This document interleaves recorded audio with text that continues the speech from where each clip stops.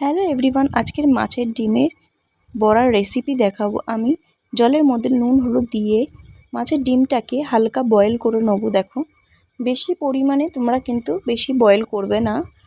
হালকা বয়েল করে নেওয়ার পরে একটা ছাঁকনির মাধ্যমে ছেঁকে নিলাম। তারপরে একটা বোলের মধ্যে ডিমগুলো দিলাম, পেঁয়াজ কুচি, লঙ্কা কুচি, ধনেপাতা কুচি,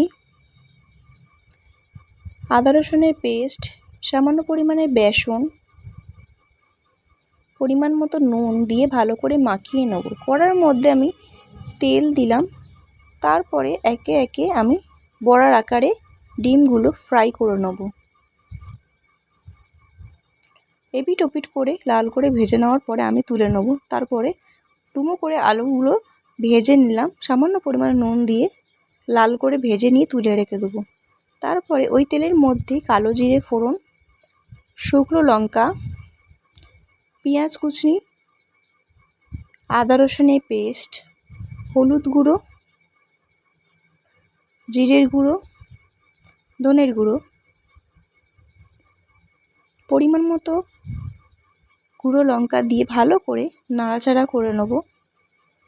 মশলাটা কষিয়ে নেওয়ার পরে তারপরে কাশ্মীরি লঙ্কার গুঁড়ো সামান্য পরিমাণে দিয়ে নাড়াচাড়া করে নেওয়ার পরে আমি কিছুটা পরিমাণে টমেটো পেস্ট দিয়ে দিলাম, দিয়ে একটু ভালো করে নাড়াচাড়া করে নেব।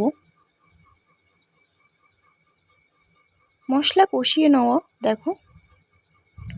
তারপরে সামান্য পরিমাণে চিনি দিয়ে দিলাম আমি কালারের জন্য। ডিম আর আলুগুলো ভালো করে মশলার সাথে কষিয়ে নেব। ভালো করে কষিয়ে নেবে তোমরা।